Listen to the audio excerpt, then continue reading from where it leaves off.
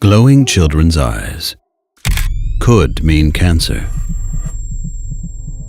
Each year, more than 4,000 children enter a pediatric practice with unrecognized diseases, which you could identify with a simple method.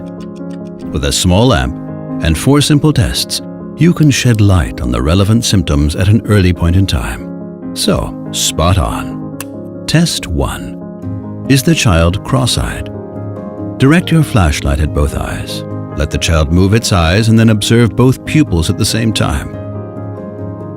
Check if the reflection is in the same place for both eyes. This will not be the case for cross-eyed children. A cross-eyed child should be examined by an ophthalmologist. Test 2. Do the pupils constrict evenly? Direct your flashlight at both eyes of the child from the front. Both pupils, shown in black here, should constrict evenly. This patient is healthy. If one pupil remains significantly larger, this means there is a damage on the efference level. Then the child needs to see an ophthalmologist very soon. For further explanation, in the event of an efferent damage, the information is sent from the eyes to the brain, but is not sent back to both eyes. For this reason, the pupil on the damaged side will not constrict. Test 3. Do the pupils constrict at all? For this test, you point the flashlight at one of the pupils from an angle of about 30 degrees up in relation to the sight axis. In this test, also observe the constriction of the pupils. After a short break, direct the flashlight to the other eye.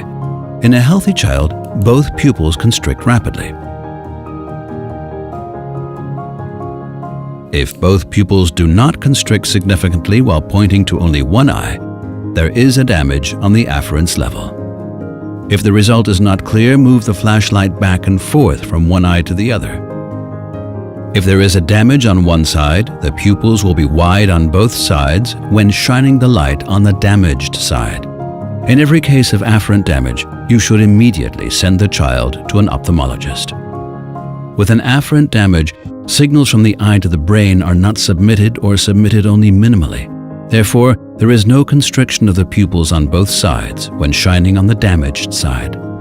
Test 4. What does the reflection on the retina look like? Concentrate on each eye individually. The eye of the patient, the flashlight, and your eye should be on one single axis. The test will not work if the distance between your eye and the flashlight is too big, and will only work if the pupil is widened by darkness.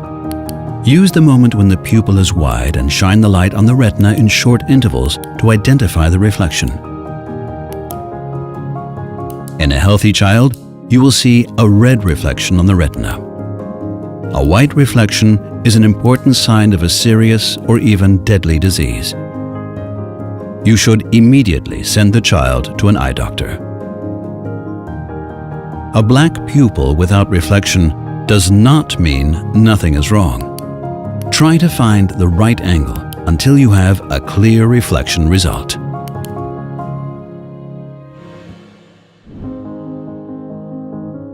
Please help identify sometimes deadly diseases in our children.